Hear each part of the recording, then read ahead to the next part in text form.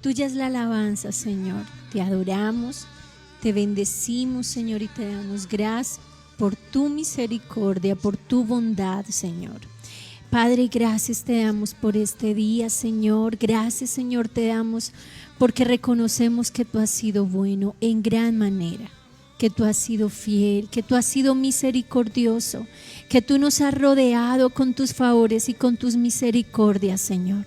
Padre, en este momento te presentamos nuestras necesidades. Tu palabra, Señor, nos dice: clama a mí y yo te responderé y te enseñaré cosas grandes y ocultas que tú no conoces. Señor, conforme a esta promesa, nosotros hoy nos acercamos a ti. Venimos a presentarte, Señor, toda ansiedad. Venimos a presentarte toda preocupación, toda dificultad, Señor, familiar, personal. Padre, te pedimos, Señor, que tú intervengas, que tú traigas sanidad al que necesita, que tú intervengas y traigas sanidad y medicina. Señor, extiende tu mano, Señor, y trae esa sanidad a los cuerpos. Señor, aquellos que en este momento se encuentran hospitalizados, aquellos que en este momento se encuentran en cuidados intensivos. Padre, extiende tu mano, Señor, y trae sanidad, Señor. Tú tienes la última palabra, Señor. Tú tienes el poder para obrar esa sanidad y ese milagro en medio de tu pueblo, en medio de tus hijos. Señor, oramos por Teito, pedimos que tú extiendas tu mano sobre ella y tú traigas salud y traigas medicina a su cuerpo. Oramos por cada hijo tuyo, por cada persona que hoy eleva a ti esa oración, pidiendo por ese milagro. Creemos que tú tienes el poder para obrar, Señor, a favor de tus hijos y de tu pueblo. Oramos por cada familia. Pedimos que tu presencia, Señor, esté en cada hogar. Quebranta toda oscuridad. Quita, Señor, toda división. Llévate todo muro, todo lo que se ha levantado para dividir, para dañar y para destruir. Y por el contrario, trae, Señor, de tu paz, de tu presencia, de tu amor, de esa unidad. Te lo pedimos, Señor, y opera, Señor, en cada corazón. Trae, Señor, salvación a nuestras familias y que todos lleguen a ese conocimiento tuyo y de tu palabra.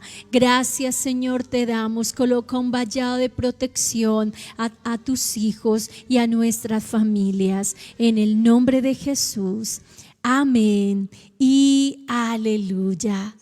Gloria al Señor. Qué bendición que nosotros como hijos de Dios tenemos esa fe y esa confianza. Como lo dice Mateo 21:22.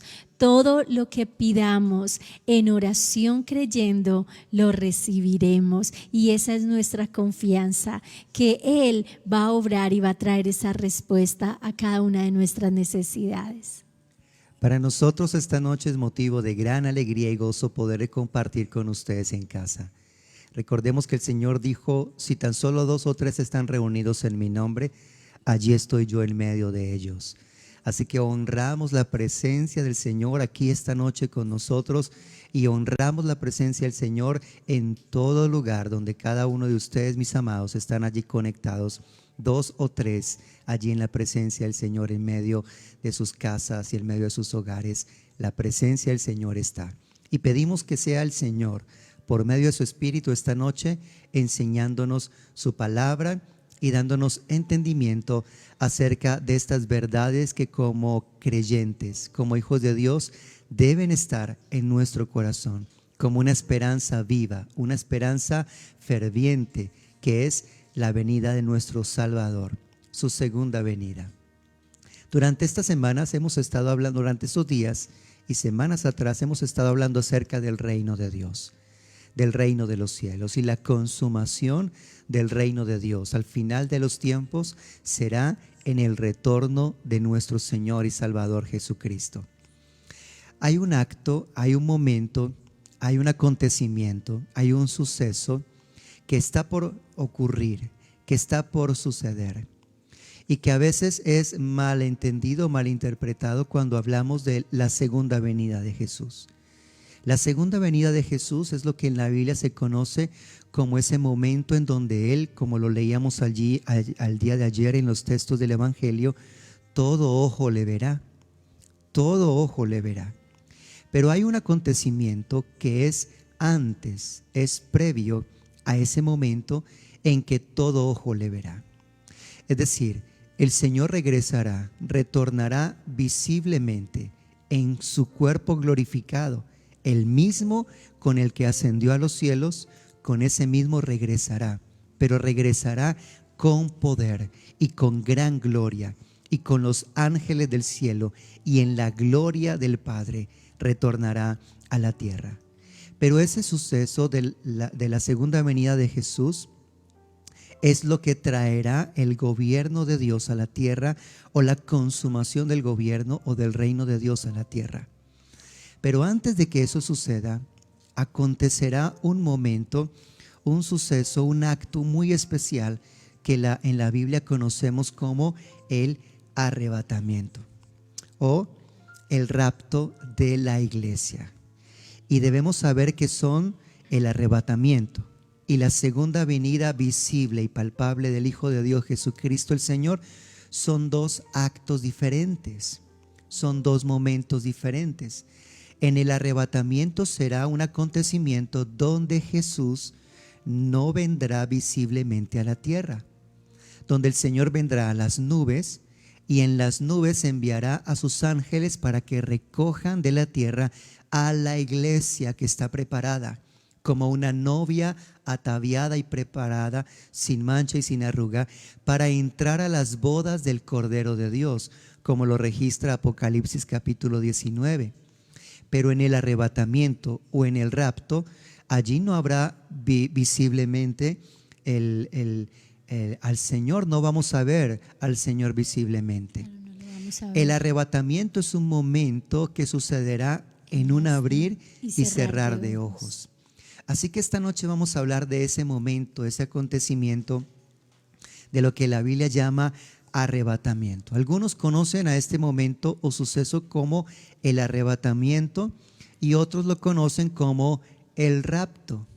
Pues bien, mis amados, la palabra que está en el Nuevo Testamento de este suceso, este acontecimiento, es una palabra griega que es harpazo, que significa apoderarse de, o que significa arrebatar.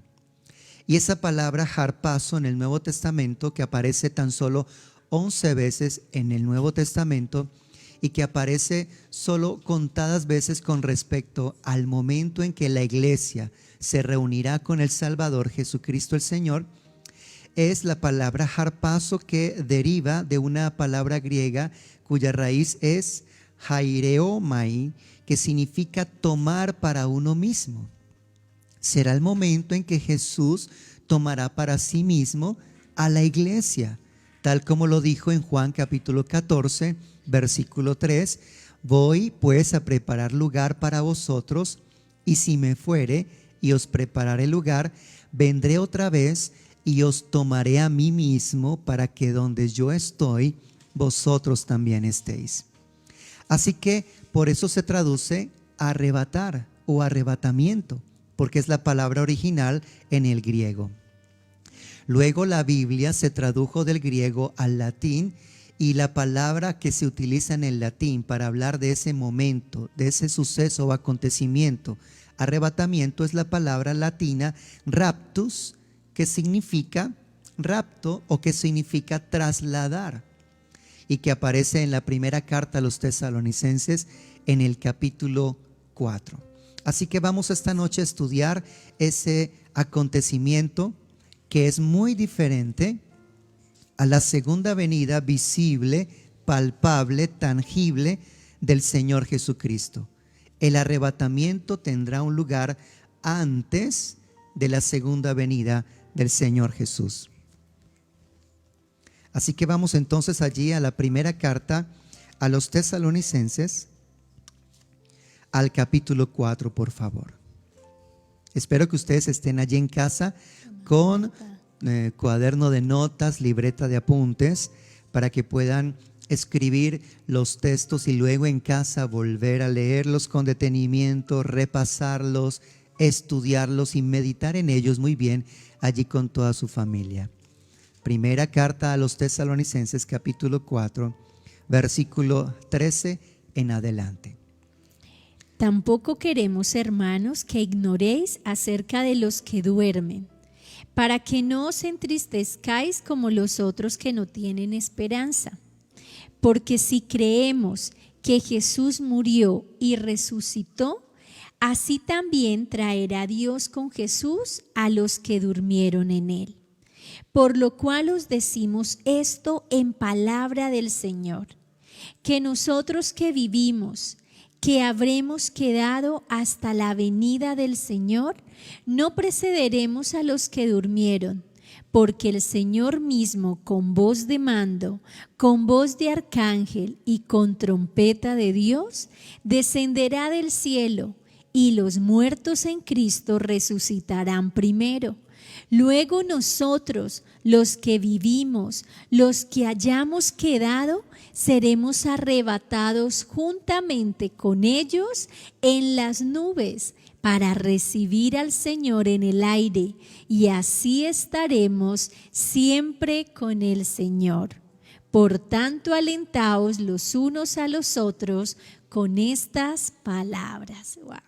Muy bien, así que la venida del Señor es un acontecimiento en dos momentos. El primer momento es el arrebatamiento o el rapto de la iglesia. El Señor descenderá, el Señor mismo con voz de mando, con voz de arcángel y con trompeta de Dios, se hará sonar o sonará una trompeta y la iglesia será levantada. En el mismo momento, dice la Escritura, que sucederá que los que cuando murieron en Cristo, para el momento en que murieron, eran creyentes en el Señor, Jesús era su Señor y Salvador, y murieron en Cristo, serán resucitados. Y luego nosotros seremos transformados. Si para ese momento estamos con vida, seremos transformados, porque este cuerpo mortal y corrupto y esta carne y sangre no puede heredar el reino de los cielos. Seremos transformados en un momento, en un abrir y cerrar de ojos, a la final trompeta, como dice la Escritura. Y vamos a estar con el Señor para siempre. Y luego dice el final del capítulo 4, debemos ser alentados, animados con estas palabras. El apóstol Pablo está diciendo a la iglesia de Tesalónica, que esto es palabra del Señor. Os decimos esto en palabra del Señor. Ya vamos a mirar más adelante en un texto del Evangelio cómo Jesús habló del arrebatamiento. Porque muchos dicen y preguntan que solamente Pablo habló del arrebatamiento de la iglesia. Y no solamente también el apóstol Pablo, también el apóstol Pedro y también el mismo Señor Jesucristo. Ahora, amor, por favor, léenos el capítulo 5. Allí continuamos la lectura. Vamos a leer del verso 1 al verso 11. Pero acerca de los tiempos y de las ocasiones, no tenéis necesidad, hermanos, de que yo os escriba, porque vosotros sabéis perfectamente que el día del Señor vendrá así como ladrón en la noche, que cuando digan paz y seguridad, entonces vendrá sobre ellos destrucción repentina como los dolores a la mujer encinta, y no escaparán. Mas vosotros, Hermanos, no estáis en tinieblas para que aquel día os sorprenda como ladrón, porque todos vosotros sois hijos de la luz e hijos del día. No somos de la noche ni de las tinieblas. Por tanto, no durmamos como los demás, sino velemos y seamos sobrios. Pues los que duermen, de noche duermen, y los que se embriagan, de noche se embriagan. Pero nosotros que somos del día, seamos sobrios, habiéndonos vestido con la coraza de fe y de amor, y con la esperanza de salvación como el yelmo. Porque no nos ha puesto Dios para ira, sino para alcanzar salvación por medio de nuestro Señor Jesucristo, quien murió por nosotros para que ya sea que velemos o que durmamos, vivamos juntamente con Él. Por lo cual animaos unos a otros y edificaos unos a otros, así como lo hacéis. Amén. Amén. En el texto de el capítulo 4, el apóstol menciona el suceso y luego entra a hablarnos de estos detalles en el capítulo 5 para decirnos que el día del Señor sucederá, ocurrirá, acontecerá como ladrón en la noche. Y nosotros hemos escuchado ya en varios textos de la palabra de Dios esa frase: el día del Señor sucederá como ladrón en la noche. De hecho, esa frase fue dicha por el mismo Señor Jesús, como ladrón en la noche. Cuando uno piensa en esta frase, ¿qué viene al pensamiento? ¿Qué respuestas podemos decir? ¿Cómo es un ladrón en la noche? Que nadie se lo espera, que es algo que llega en un momento en el que menos se nos ocurriría que sucede, porque no estamos preparados para eso, si no, no entraría. Si supiéramos que un ladrón va a venir esta noche, nadie duerme, todo el mundo se queda ahí pendiente de las puertas, de las ventanas, colocaríamos mayor protección y seguridad, pero pues por ese motivo dice que un ladrón viene cuando menos se lo espera la persona. Muy bien, como ladrón en la noche. El ladrón viene cuando los demás duermen. El acontecimiento del ladrón en la noche quiere Jesús decirnos, y también el apóstol Pablo, que es un momento que sucede en lo oculto, en la oscuridad, en silencio. Sucede de repente, sin que nadie lo vea. Sucede de un momento a otro, sucede con rapidez y sucede sin previo aviso. Todo esto es lo que significa como ladrón en la noche cuando el Señor venga por la iglesia. El día del Señor no todos lo verán. Es decir, el momento en el que el Señor lleve para estar con Él a la iglesia, no lo verán todos. En cambio, su segunda venida será visible, todo ojo le verá. Así que hay que tener claridad que hay diferencia entre estos dos sucesos y acontecimientos. Ambos hacen parte de lo que la Biblia menciona como la segunda venida de Jesús. Así que el Señor, en su segunda venida, donde todo ojo le verá, vendrá para establecer su reino en la tierra y será para dar fin al tiempo de la gran tribulación. Pero el arrebatamiento de la iglesia sucederá antes. Y cuando suceda el arrebatamiento de la iglesia, se dará el comienzo a la tribulación o a la gran tribulación. Mis amados, vamos a ir a la palabra del Señor, a la primera carta, ahí donde estamos, a los Tesalonicenses capítulo 1 y versículo 10. Y esperar de los cielos a su Hijo, al cual resucitó de los muertos, a Jesús, quien nos libra de la ira venidera. Muy bien.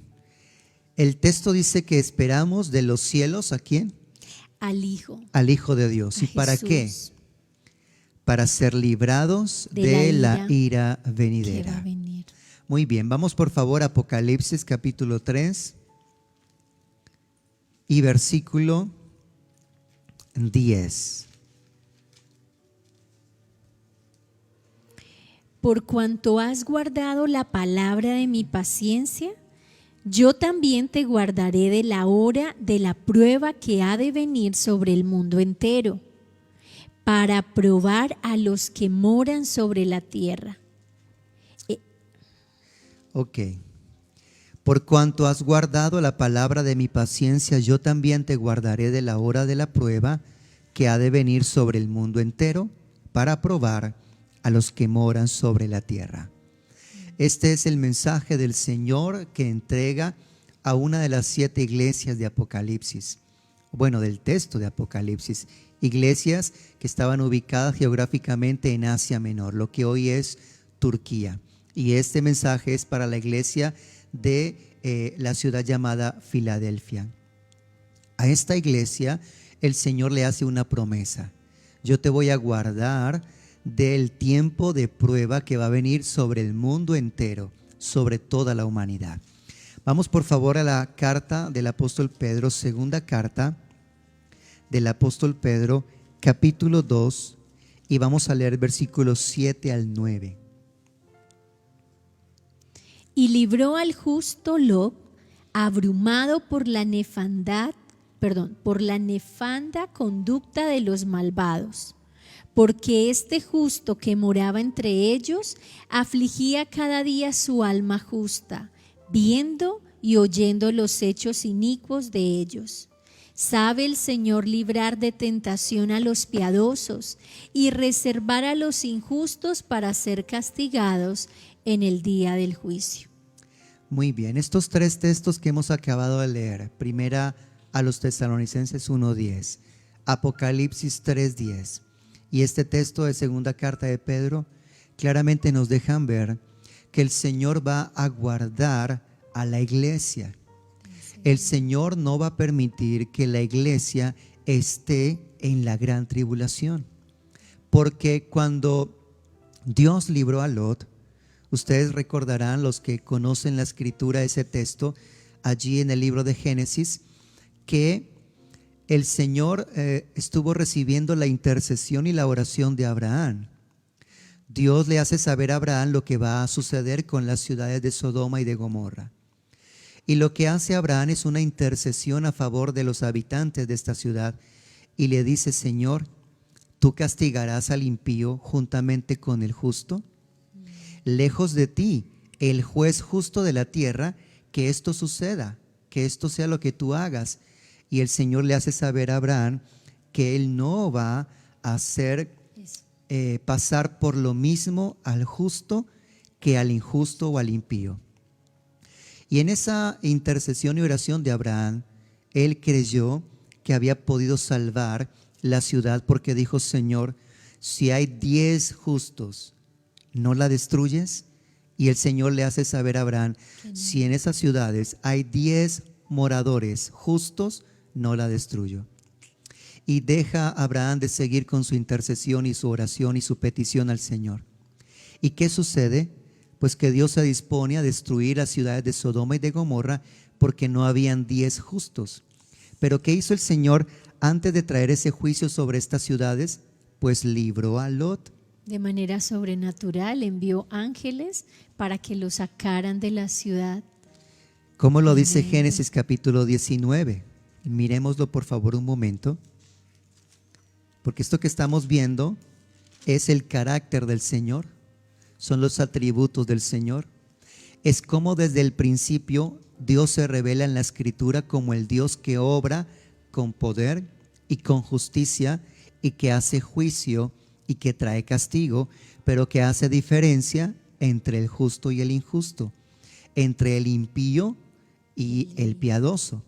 Capítulo 19, el versículo 1 dice: llegaron pues los 2 ángeles a Sodoma a la caída de la tarde, y Lot estaba sentado a la puerta de Sodoma, y viéndolos Lot se levantó a recibirlos y se inclinó hacia el suelo. Y lo que dice el texto es, más adelante,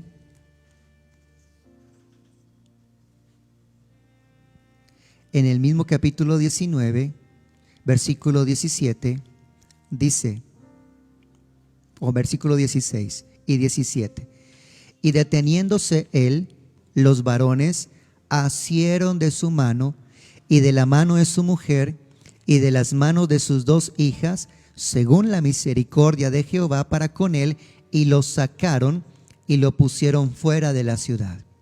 Y cuando los hubieron llevado fuera, dijeron: escapa por tu vida, no mires tras ti, ni pares en toda esta llanura, escapa al monte, no sea que perezcas. E inmediatamente después, estos 2 varones, que son ángeles mencionados allí en Génesis 19, hicieron descender el juicio sobre estas ciudades. Miremos cómo Dios libró a Lot, lo sacó para que Lot, el justo Lot, no recibiera lo mismo que las demás gentes habrían de recibir. Así que esto es importante que nosotros lo miremos aquí. Y ahora miremos también lo que sucedió con Noé. En el capítulo 7 del libro de Génesis, en el capítulo 7, el versículo 1 dice: dijo luego Jehová a Noé: entra tú y toda tu casa en el arca, porque a ti he visto justo delante de mí en esta generación. Así que Dios preservó a Noé y su familia, porque Dios dijo: yo he visto que tú eres justo. ¿Y qué pasó con las demás personas? Se las llevó el diluvio, se las llevó la inundación. Y el mismo Señor Jesús dijo que cuando ocurra su venida, será como en los días de Noé, será como en los días de Lot, donde todos estaban como si nada, saliendo, entrando, casándose, dándose en casamiento, comprando, vendiendo, hasta que vino de repente, sin advertencia, y se los llevó a todos. Pero también Jesús dijo, y está implícito en esa palabra que nosotros estuvimos leyendo también ayer y antier, que cuando el Señor regrese, lo mismo sucederá. El Señor no permitirá que la iglesia justa y que los hombres y mujeres justos, justificados por el Señor mediante la fe en su nombre, se queden aquí para vivir lo que la Biblia llama el tiempo de la tribulación o de la gran tribulación y de la mayor prueba sobre este mundo. Así que, mis amados, Jesús dijo en Juan capítulo 14, versículos 1 al 3. Hace un momento lo mencioné, pero quiero que lo leamos una vez más. Vayamos allí al texto de Juan capítulo 14, versos 1 a 3. No se turbe vuestro corazón. Creéis en Dios, creed también en mí. En la casa de mi Padre muchas moradas hay. Si así no fuera, yo no os lo hubiera dicho. Voy pues a preparar lugar para vosotros. Y si me fuere y os preparare lugar, vendré otra vez y os tomaré a mí mismo, para que donde yo estoy, vosotros también estéis. Muchos dicen, bueno, el arrebatamiento y el rapto solo habla Pablo en las cartas, bueno, y en unas pocas cartas. Jesús también lo dijo. No utilizó la palabra arrebatamiento, no utilizó la palabra rapto, pero claramente el Señor está diciendo, me voy. ¿A qué voy? Cuando termine a lo que voy, regresaré, vendré y os tomaré a mí mismo, para que donde yo estoy, vosotros también estéis. La iglesia, la que la Biblia dice que es su cuerpo, como lo dice la carta a los Efesios, su cuerpo. Él vendrá por su cuerpo, Él vendrá por los que son parte de su cuerpo. La iglesia que está siendo preparada en este tiempo por el Espíritu Santo de Dios, como es preparada una novia para el encuentro de su prometido para las bodas. Una novia sin mancha, una novia sin arruga, una novia ataviada y preparada. Pues quiero llevarles también a otro texto donde el Señor Jesús, sin mencionar la palabra arrebatamiento, claramente habló del rapto de la iglesia. Y está allí en Mateo capítulo 25, versículos 1 al 13. Esta semana estuvimos hablando de esta parábola, pero ahora quiero que la miremos bajo esta nueva óptica de lo que estamos hablando esta noche, y es de este acontecimiento del arrebatamiento de la iglesia. Entonces el reino de los cielos será semejante a 10 vírgenes que, tomando sus lámparas, salieron a recibir al esposo. 5 de ellas eran prudentes y 5 insensatas. Las insensatas, tomando sus lámparas, no tomaron consigo aceite, mas las prudentes tomaron aceite en sus vasijas, juntamente con sus lámparas. Y tardándose el esposo, cabecearon todas y se durmieron. Y a la medianoche se oyó un clamor: aquí viene el esposo, salid a recibirle. Entonces todas aquellas vírgenes se levantaron y arreglaron sus lámparas. Y las insensatas dijeron a los prudentes: dadnos de vuestro aceite, porque nuestras lámparas se apagan. Mas las prudentes respondieron diciendo: para que no nos falte a nosotras y a vosotras, id más bien a los que venden y comprad para vosotras mismas. Pero mientras ellas iban a comprar, vino el esposo, y las que estaban preparadas entraron con él a las bodas, y se cerró la puerta. Después vinieron también las otras vírgenes diciendo: Señor, Señor, ábrenos. Mas él respondiendo dijo: de cierto os digo que no os conozco. Velad pues, porque no sabéis el día ni la hora en que el Hijo del Hombre ha de venir. Muy bien. Aquí está hablando de 10 vírgenes y todas están llamadas a esas bodas con el esposo. Todos cristianos. Esto representa la iglesia. 5 de ellas se prepararon, 5 de ellas, las otras 5, no se prepararon. Aunque se sabían. Durmieron. Recuerden que acabamos de leer en primera carta a los Tesalonicenses capítulo 5 que nosotros no somos de la noche para que durmamos, sino que somos de la luz y somos del día, para que nosotros vivamos delante de Dios con la claridad de que Él ve nuestras acciones y nos cuidamos de la vida que estamos llevando delante de Él. Una vida de acciones y de obras justas, de acuerdo al llamamiento del Señor. Y para no equivocarme, dice allí ese texto de Tesalonicenses: el Señor vendrá como ladrón en la noche. En esta parábola de Mateo 25, ¿cómo vino el novio? ¿Cómo vino el esposo? Dice la Escritura que vino de la misma manera, cuando ya todas estaban cabeceando en la noche, de repente, sin aviso. Cuando fueron avisadas, sucedió que estas 5 entraron y las otras no entraron. Porque no estaban preparadas. Y las que no entraron, dice el texto, que vinieron a golpear a la puerta para decir: ¿qué cosa? Señor. Ábrenos. Así que esto es la iglesia. Si estas no fueran la iglesia, no estarían diciéndole: Señor, Señor. Un impío, un incrédulo, no llama a Jesús Señor.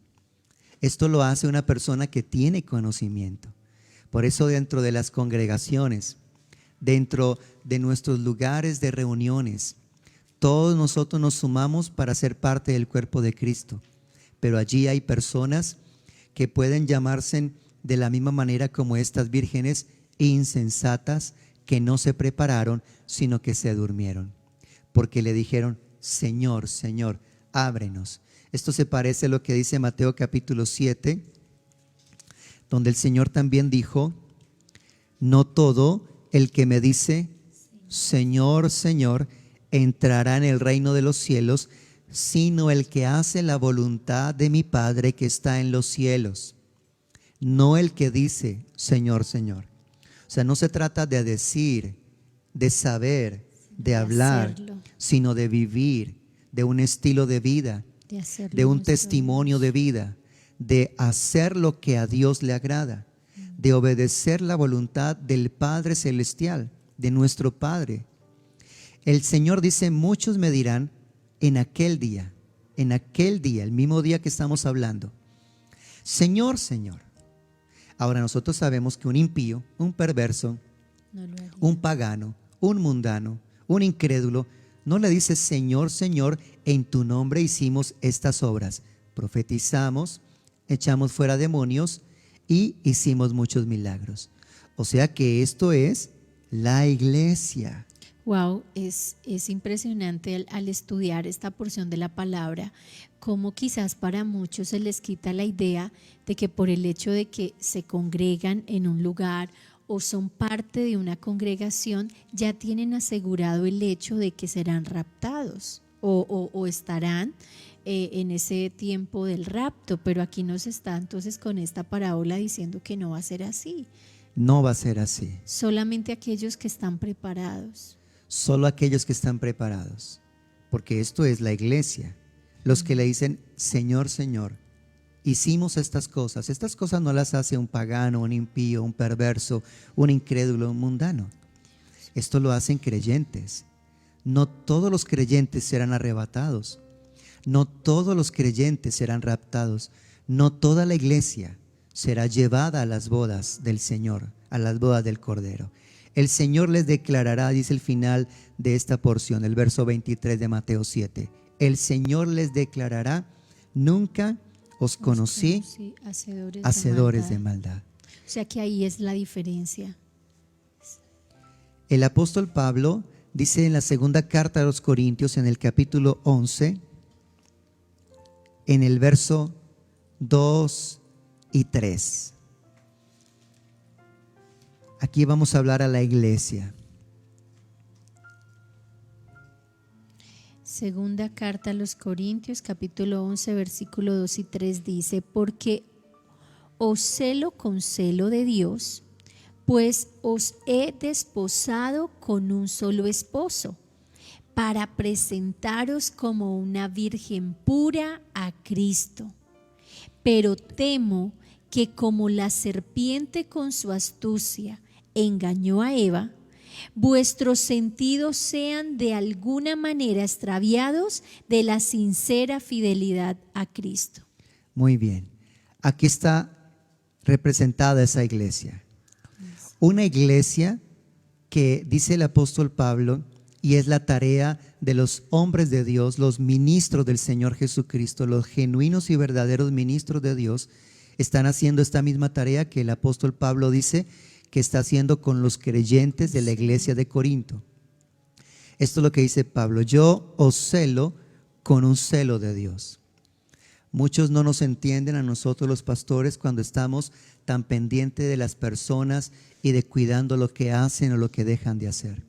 Pero es que en nuestro corazón arde un celo no de nosotros, puesto por Dios al llamarnos al ministerio, al cuidar el rebaño de Dios. Y Pablo dice: yo os celo con celo de Dios, pues os he desposado, y esto significa yo les he comprometido con un solo esposo, para presentaros como una virgen pura a Cristo. Y utiliza esta analogía del esposo y de la novia. Y Pablo está diciendo allí implícitamente: vosotros sois la novia, y mi deseo es que ustedes como novia se presenten como una virgen pura para Cristo, que es el esposo. Pero él dice: me temo que como sucedió allí en el libro de Génesis, que como la serpiente con su astucia, y sabemos quién es la serpiente antigua, el diablo con su astucia engañó a Eva, vuestros sentidos sean de alguna manera extraviados de la sincera fidelidad a Cristo.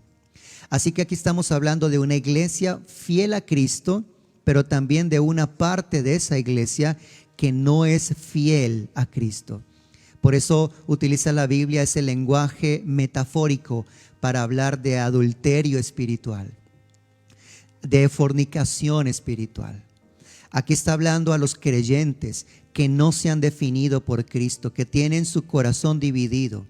Parte de su corazón busca al Señor, pero también la otra parte de su corazón y de su vida tras el mundo, tras las vanidades de esta vida, tras el engaño de las riquezas, tras la avaricia, tras la seducción del pecado. Y esta iglesia que no es fiel a Cristo es representada por el Señor en la parábola de las vírgenes como las 5 vírgenes insensatas que estaban como de noche, durmiendo, no se prepararon, no se percataron, y de repente vino ese momento y se quedaron afuera y solo clamaban diciendo: ábrenos. Señor, Pero él desde ábrenos. adentro dice: yo no las conozco. Tremenda palabra. Dios nos guarde Tremendo. y nos ayude a vivir vidas dignas de estar delante de Él, preparados para ese momento y ese día que pudiera ser cualquier momento, cualquier noche de Y estas. que así como Dios tuvo tanto a Noé, ¿sí?, como a Lot por justo, así también nos tenga a nosotros por justos. Muy bien, en esa justicia de Cristo, no en la justicia nuestra, sino en la justicia de Cristo. La palabra del Señor dice en la primera carta a los Tesalonicenses capítulo 4, volvamos allí por favor. Capítulo 4, versículos 14 al 18. Porque si creemos que Jesús murió y resucitó, ¿y cuántos allí en casa dicen: yo creo que Jesús murió y resucitó? Si tú crees esto, debes también creer esto otro, que asimismo, con esa misma convicción como sucedió lo prometido, que el Hijo de Dios vendría, que el Mesías vendría para tomar nuestro lugar en la cruz y ser ese sacrificio perfecto, y que Dios le resucitó entre los muertos, asimismo también traerá Dios con Jesús a los que durmieron en él. Y aquí habla de los creyentes. A los creyentes en la Biblia no se les menciona como que están muertos, sino que duermen. Por lo cual os decimos esto en palabra del Señor. Esto es palabra del Señor, amada iglesia, que nosotros que vivimos, que habremos quedado hasta la venida del Señor, no precederemos a los que durmieron. O sea, primero serán levantados los que durmieron, porque el Señor mismo, con voz de mando, con voz de arcángel y con trompeta de Dios, descenderá del cielo. Los muertos en Cristo resucitarán primero, luego nosotros, los que estemos con vida, fieles al Señor, seremos arrebatados juntamente con ellos en las nubes para recibir al Señor en el aire, y así estaremos siempre con el Señor. Ahora miremos la primera carta a los Corintios, capítulo 15, y teniendo en mente lo que acabamos de leer en Tesalónica, vamos a leer la primera carta a los Corintios, capítulo 15, y vamos a leer el versículo 51 al 58. He aquí os digo un misterio. No todos dormiremos, pero todos seremos transformados. En un momento, en un abrir y cerrar de ojos, a la final trompeta, porque se tocará la trompeta, y los muertos serán resucitados incorruptibles, y nosotros seremos transformados. Porque es necesario que esto corruptible se vista de incorrupción, y esto mortal se vista de inmortalidad. Y cuando esto corruptible se haya vestido de incorrupción y esto mortal se haya vestido de inmortalidad, entonces se cumplirá la palabra que está escrita: sórbida es la muerte en victoria. ¿Dónde está, oh muerte, tu aguijón? ¿Dónde, oh sepulcro, tu victoria? Ya que el aguijón de la muerte es el pecado, y el poder del pecado, la ley. Mas gracias sean dadas a Dios, que nos da la victoria por medio de nuestro Señor Jesucristo. Así que, hermanos míos amados, estad firmes y constantes, creciendo en la obra del Señor siempre, sabiendo que vuestro trabajo en el Señor no es en vano. Amén. Y en este mismo pasaje, en la Nueva Traducción Viviente, nos dice: pero permítanme revelarles un secreto maravilloso. No todos moriremos, pero todos seremos transformados. Sucederá en un instante, en un abrir y cerrar de ojos, cuando se toque la trompeta final. pues cuando suene la trompeta, los que hayan muerto resucitarán para vivir por siempre. Y nosotros, los que estemos vivos, también seremos transformados, pues nuestros cuerpos mortales tienen que ser transformados en cuerpos que nunca morirán. Nuestros cuerpos mortales deben ser transformados en cuerpos inmortales. Entonces, cuando nuestros cuerpos mortales hayan sido transformados en cuerpos que nunca morirán, se cumplirá la siguiente escritura: la muerte es devorada en victoria. Oh muerte, ¿dónde está tu victoria? Oh muerte, ¿dónde está tu aguijón? Pues el pecado es el aguijón que termina en muerte, y la ley le da al pecado su poder. Pero gracias a Dios, Él nos da la victoria sobre el pecado y la muerte por medio de nuestro Señor Jesucristo. Por lo tanto, mis amados hermanos, permanezcan fuertes y constantes, trabajen siempre para el Señor con entusiasmo, porque ustedes saben que nada de lo que hacen para el Señor es inútil. Amén. Aquí también nos dice lo mismo que está en la carta a Tesalonicenses. Nos habla de este momento y cómo nos dice que es un momento en un abrir y cerrar de ojos. O sea, ¿cuánto dura un abrir y cerrar de ojos? ¿Cuánto dura un parpadeo? Milésimas de segundo. Es casi imperceptible. Así será, y en ese momento casi imperceptible ocurrirá lo glorioso. Y aquí hay un misterio que es revelado aquí. Dice la Escritura, no todos dormiremos, es decir, todos moriremos. Estaremos unos con vida, otros ya partieron para estar con el Señor en la eternidad, o como la Biblia llama, dormidos en Cristo, y ocurrirá la resurrección de ellos y nosotros nuestra transformación. Y aquí hay una revelación. ¿Quiénes serán los que serán transformados, que estando vivos serán transformados? Este cuerpo corrupto será transformado en incorrupción para recibir al Señor en el aire. Pues mis amados, esto únicamente lo puede hacer el Espíritu Santo de Dios, que lo hizo con Cristo cuando lo resucitó y le dio un cuerpo nuevo. El mismo era el cuerpo porque habían las señales de los clavos, pero el Espíritu Santo le resucitó glorificado. Así que la iglesia, cada creyente que en su vida esté la presencia y la persona del Espíritu Santo, tiene la garantía de que en ese momento eso ocurrirá, porque el único que puede transformar este cuerpo corruptible en cuerpo incorruptible se llama el Espíritu Santo de Dios. Por eso Jesús habló de las lámparas y del aceite en las lámparas. No habló de las lámparas encendidas con luz, sino de aceite en las lámparas. La iglesia que tenga la plenitud del Espíritu es la iglesia que será arrebatada. Y hay parte de la iglesia que está viviendo como dormida. Y más en estos tiempos, con todo lo que está ocurriendo, y sigue dormidos y dormidas, todavía pensando en las cosas de este tiempo, de este mundo, haciendo planes para la vida pagana, haciendo planes para el pecado, haciendo planes para una vida lejos del Señor, en infidelidad al Señor.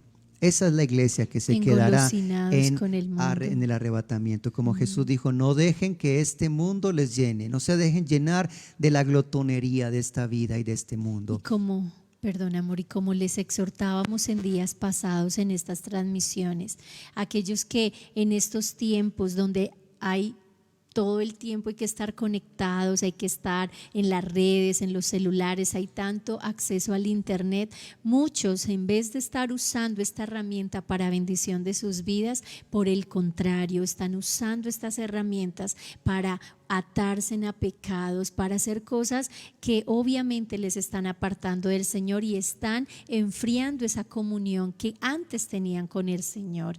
Así que nuevamente a través de esta palabra queremos exhortarles y animarles. No se dejen vencer por lo malo, venzan al mal con el bien.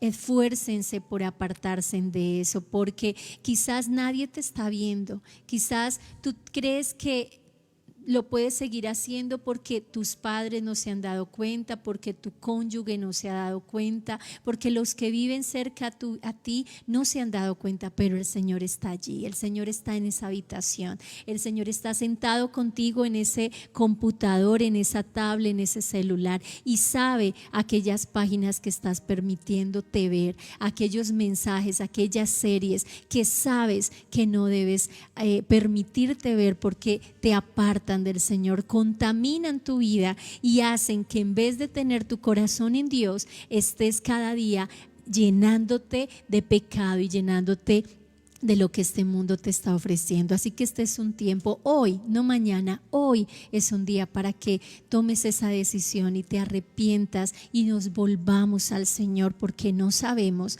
si hoy mismo, si en esta misma noche el Señor viene por nosotros, su iglesia.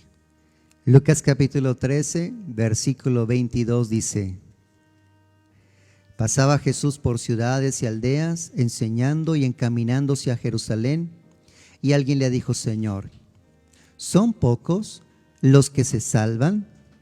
Y él les dijo: Esforzaos a entrar por la puerta angosta, porque os digo que muchos procurarán entrar y no podrán. Después que el padre de familia se haya levantado y cerrado la puerta, y estando fuera empecéis a llamar a la puerta diciendo ¿cómo?